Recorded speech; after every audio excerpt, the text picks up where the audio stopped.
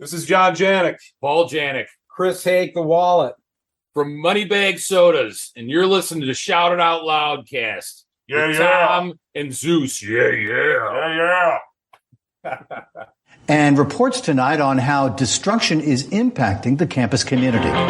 Names of O'Hara Hall, Skid Row, T-Zone, Banff, badass motherfuckers. Somph, Sit on My Face, Drinking like fucking ass pre-gaming, as we call it. What is this dorm damage bill on our tuition statement? Dorm damage? Well, we only broke like 3 chairs and 4 desks this month. Is that a positive thing?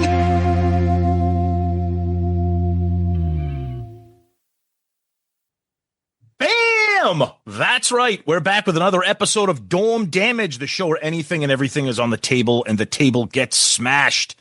This is episode 104, and sadly, it becomes another tribute episode, Zeus. Last week, we lost 2 literal legends. I know people throw that word around a lot, but these are some of the most legendary, influential, very different genres. But the great Brian Wilson of the Beach Boys and the great Sly Stone of Sly and the Family Stone. Yeah, both of them are just remarkable impact and legends, exactly as you said it, legends, right? Let's start off with Sly. I'm not that familiar with his music, except for everyday people. Well, I mean, I'm not going to pretend to be a Sly tard, but I do. But just from listening to some of his stuff, his hits, and even just like reading about, me and you were music nerds. We have stacks of books. Most of them we haven't read yet, but it just the influence. And I know that word gets thrown around a lot, but like, I mean, you had James Brown, you had Stevie Wonder, but Sly and the Family Stone did something different that you're still hearing today. You had that funk sound. You had that literal family, that group element to a band that you saw in things like Tribe Called Quest, Public Enemy, even bigger than that. Like these big bands, George Clinton, and then you have the solo artists, like the style of even like that slap bass that we always talk about, that funk bass. You had that in like Dr. Dre and Kendrick Lamar today, and bands like Snoop, and just incredibly influential things, whether it's inspired sounds from Sly and the Family Stone or actual sampling. If you're a hip hop fan, you understand the concept of sampling and how these bands use a lot of that. I mean, it's James Brown, it's Stevie Wonder, and it's Sly and the Family Stone, probably the most sampled artists out there. And, you saw all the accolades coming out there from all the people that were just, grateful for his music, grateful for his influence, what he supplied, and the music that you still hear today. And like you said, you might not be a Sly and the Family Stone fan, but you know who he is. If somebody showed a picture like that's Sly and the Family Stone, that's Everyday People. That song's been covered by bands before. Arrested Development did a cover of that. So it's one of those things. I mean, even a band like the Red Hot Chili Peppers took inspiration from Sly and the Family Stone, the way Flea plays his bass. It's really cool when you see, again, me and you and our listeners are like big music nerds, and when you just see like that influence, like kind of like that lineage from like somebody from the 60s and 70s still having like an impact today. It's obviously a tragic loss, but you have that continuation of that sound. And I know we'll talk about Brian Wilson, what the Beach Boys did too. Yeah, my addition to this part will be just reading a quote that I like, that I remembered to use it for today. It's a music critic, Joel Sullivan, wrote, "There are 2 types of black music before Sly Stone and black music after Sly Stone." Great when point. you hear comments like that, means you've had an incredible impact. Yeah. Not just on music, but pop culture and everything. Another thing that Sly and the Family Stone did too, and they did it a little bit differently. Public Enemy did it in one of my all-time favorite bands. So this isn't a criticism, but Public Enemy's like social commentary, or even like Rage Against the Machine, that was in your face. You knew that when you put that on, that's what you listened to. Sly and the Family Stone, they did it in your face, but they did social commentary with a little bit of a groove, a little bit of some funk to it. So sometimes you'd be listening to some of his music and be like, oh, okay. But when you put on, Chuck D isn't subtle about his social commentary when you're listening to him. So again, the strands that, I mean, even Prince took lineage from Sly and the Family Stone. So again, a huge loss, and it just affects a whole different kind of genre of music. But it's still a cultural influence, as like a lot of these guys are. But he was unique, and the quote that you just read was pretty amazing. Yeah, the thing you could always say is if you ever watch like documentaries about rock and music and things like that, if it's a decent one or a normal one, they can't do like his era without Sly. Exactly. There'll be a clip of him in his band. Always. Yeah, so great point. It's always in there. Yep. I mean, it can't be forgotten. So that's him. Tom, I'm going to jump on the Brian Wilson part. Yes. And I'm a big Beach Boys fan. Not like our listener, Beach Boys are the GOAT, that guy. But I like them. The Beach Boys. Beach Boys are great American music. Don't you ever touch a black man's radio. Exactly. Great. And if you notice, there's a Beach Boys California Girls part in each Rush Hour movie. Yeah. Oh, I know. In Rush Hour 2, then he's at a place when someone's doing karaoke, I think. Yep. And then part 3, when he's in France, there's a street musician playing it, I think. So when I think of California Girls, I just always think of it. Well, not David Lee Roth. I was just going to say the David Lee Roth video. No, I think of Kramer roller skating down the strip in that Seinfeld episode when he jumps ship and heads west. But anyways, back to Brian Wilson. So we talked about this before. We always say like musical geniuses. Yeah. I think he is one of the, if not most guaranteed on Mount Rushmore of musical geniuses. Just somebody that you have to put on that chart. Now, who else would you put on there? I don't know. It's always debatable. Just for fun, I would say Stevie Wonder, Prince, what's his name there? Smokey Robinson, Pete Townsend. People like that are just off the charts. When Next you listen level. And talk about music, you're like, what the fuck is this guy saying? Yeah. Yeah. And just can do things that are incredible. So Brian Wilson, it just, the backstory is similar to the Jackson 5, really abusive, tough dad, makes Joe Jackson look like Father of the Year. He was pretty bad. Well, anyways, his fucking skill. So you got the 3 brothers, you got his cousin Mike Love, who is routinely called the biggest asshole loser in music. We could do an episode on how Mike Love is just a fucking prick. We just do an episode on musical assholes. Oh, just when the first Rock and Roll Hall of Fame ceremony happened, he's fucking like sticking his chest out, insulting the Beatles and the Stones. You can't play these dates that we've played. Dude, the Stones are still playing, and they don't have John Stamos on the bongos. Shut the fuck up, okay? Just fucking moron. Never mind the fuck tries to steal all the credit for song titles, song lyrics, whatever. Yeah. But anyways, so Brian Wilson, he passed away. I don't even know where you're going to go with his legacy. You can talk about the Beach Boys. How do you take, and this is the most amazing, fascinating thing I think of the Beach Boys, a band known for just silly surf music. Yep.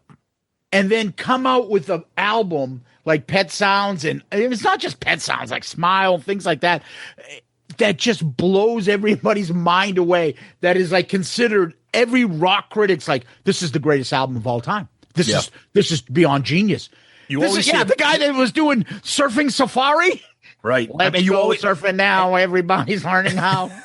I mean, every time you go look at like the greatest albums of all time, it's always the same. It's Rubber Soul or Revolver by the Beatles. It's Pet Sound. It's always right there. Now, just for the record, Beach Boys, like the Beatles, I'm not a huge fan, but I respect immensely the talent, the impact, the legacy, and everything. My dad loved the Beach Boys, so I tolerated him. I don't not like the Beach Boys. I just don't gravitate to. I will say this though, as a sidebar, they have some of the greatest Christmas music ever. If you're a fan of Christmas Christmas album is great. I have it's incredible. Yeah. So you got and you also have little Al Jardine is also the little guy in the Beach Boys. Looks like heavy male. Did you almost say Al Jarreau? No, not Al Jarreau. Al Okay. Jardine. Yes. He's the little friend that they brought along, the little heavy male guy. Oh, I know a little beach boy, and he's right over there. Yeah, exactly. Well, anyways, you get this surfing music, and then he just experiments and doing shit. And there's a fucking incredible line by Bob Dylan, which is like so incredible. He's like, dude, this guy was doing shit on 4 tracks that none of us can do on fucking like 100 tracks. Yeah. It is incredible, the shit. Like when you hear the best of the best of the best musicians all be like, all hail this guy. This guy, what the fuck did he come up with? Well, it's funny because the harmonies, the lyrics, the music, the melodies, just off the charts. And if you hear them, unlike My Way from Kiss, and you hear God Only Knows or Good Vibrations, and you just hear the vocals. The harmonies like, are just 15 fucking thousand things happening at the same time, and they all just match up, and it works. I will tell you, I don't know how we'll ever get it on because I can't, because Good Vibrations wasn't on an album. It was a solo. It was a single. And then they put it on afterwards, and it came out not on Pet Sounds. Everyone thinks it is because it's the same sound era. Yep. But that's a Mount Rushmore song for me. That's one of my favorite fucking songs. Yeah. I think that song is so incredible. The melodies, the harmon organ in the middle, and then they come back at good. Oh, just psychedelic, fucking all sorts of spooky shit going on. And that insane instrument, I don't even know if it's an instrument, called the theremin. I don't even think it was made for music that does the that fucking scary thing in the middle, and it fucking worked. Yep. And they called it a pocket symphony. Yep. Because it's just like off the charts, like Mozart or something that he just created, and it works in pop music. So that's for me is the fucking gold standard. However, the big song that everyone calls is, and even Paul McCartney will say, is the greatest song of all time, and that is God Only Knows. Yep. I didn't even know the song. And you know when I first heard it was in watching The Wonder Years. Oh, yes. And that's the first time like a song, like a pop song, big song like that had God in it. And the lyrics and the beautiful Carl and his brother Carl sings the hell out of it. It's just incredible. We bring up a great point about the Beach Boys, because if people aren't like huge music fans, or if people aren't Beach Boys fans, like a lot of people, and you see this with certain bands, like the surf band, like Surf and Safari, exactly. Like, and they don't know, and that's not their fault. But sometimes that's what happens with greatness, is that you have something that becomes so recognizable in pop culture that even your fans don't associate with anything other than that. It's like, let me clearly preface my comments that I am not comparing the Beach Boys to Kiss. So let me just say that. But it's the same thing for people that aren't Kiss fans. It's like, the makeup band. Yeah. And be like, okay, I mean, if that helps you identify with them, that's fine. It is. And it's so funny because they're considered the greatest American band of all time. They were going head to head with the Beatles. And to see the story of, and we haven't even gotten to his insanity part, the story of how when Pet Sounds came out and the Beatles are like, what the fuck is this? We got to compete with this now? Yep. And just the competitiveness between the two of them, there was that rivalry. And for Brian and the Beatles, it was like a great rivalry. Mike Love tries to claim part of it is, we're like, dude, shut the fuck up. It's all Brian. But anyways, that competitiveness in bringing this excellent, incredible, inventive music. I mean, things were just changing so much. And when they talk about the technology that he was using at that time, and he was coming up with that stuff. Yeah. Off the charts. And I love it because I've never heard anybody that never said anything that said something bad about him. They all loved him. All the musicians. Every great musician there's been in from his time and on has always praised him as a good guy, and they love Brian. He's got a great heart. He's a nice guy. He obviously had problems. And he was bipolar. He had fucking drug problems. Went insane. Killed himself trying to do an album similar like The Who when they tried to do their great album, The Lifehouse Project, which we talked about when we did Who's ARC. Next. Yep. Right? Yep. That was just too complicated. He just fucking couldn't do it. Same thing with him trying to do Smile, which was coming after Pet Sounds, and they made it Smiley. Just took some songs and stuff because he went fucking literally insane. Yeah. And he actually stopped touring with the band. That's why they brought the other guy in, Bruce, I think his name is, and he was like the touring guy for Brian. But Brian did all the producing, all the music, all the stuff, all the lyrics, all the vocals. He still contributed, but he wasn't touring anymore. And then he went insane and slept in his bed for fucking 7 years, which your favorite band, the Bare Naked Ladies, wrote a song about. Oh, God damn it. You hate them. What a way to ruin an episode about two legends is to bring up one of the worst bands in the last 30 years. I like 4 or 5 of their songs. Good I do. God almighty. But anyways, and then he becomes that legend, and then he has a triumphant comeback. And he actually releases Smile later on with his own musicians. And it's great because he's alive. It's not like somebody wrote Godfather 3 after fucking what's his name died. Well, I'm going to write it in his style. I'm going to do what I think he would have done. Yeah, exactly. Yeah. Like Mario Puzo would have fucking done all this stuff exactly like that because I know him. Oh, okay. Zaza. Yeah. But, and so he does Smile. He does all this stuff. And, there's enough documentaries out there, great videos and stuff. The one thing I will leave you guys with is, for me, one of my favorite albums, probably top 10 album I ever owned and probably listened to, is Beach Boys' Made in the USA. Okay. That is, when we do our greatest hits album, that's up there. It just get Made in the USA, and you'll be, besides getting like Pet Sounds and everything, and that will open you up to maybe purchasing more. But Made in the USA is fucking incredible. Yeah, just one last thing, just not to get melodramatic, although this is going to be melodramatic, is you start to see this, and you're like, fuck, like the legends, time is catching up to the legends, and it starts to get a little bit sad. I mean, you still have the music that you can always go back to, but when you see these influential, it just, I don't know, it makes us sad as music fans because we're so passionate about music in all different ways that when you see these guys move on, it's just, I don't know, it's just kind of like a kick in the nuts, and it's sad to see it. I think our trusty duo, Paul and Gene, each had a comment, I think. Of course they did. They can't not have a comment.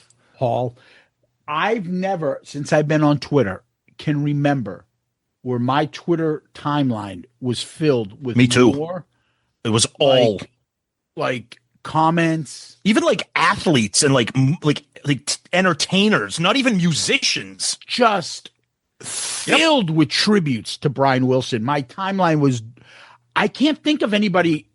Maybe Prince. I don't know. I mean, that was, it's still Twitter then, but my fucking timeline was everything. Heartfelt tributes from Bob Dylan to Paul McCartney, just you name it. Everybody had a comment to say about it. Not one negative fucking thing. Not at all. Even Not Mike Love was classy enough to say something. And I love it because I think was it The Onion or someone was like, Mike Love is going to talk about how the guy that was in his band died so Mike Love can look better. Something like, it was just like. Yeah. Bozo.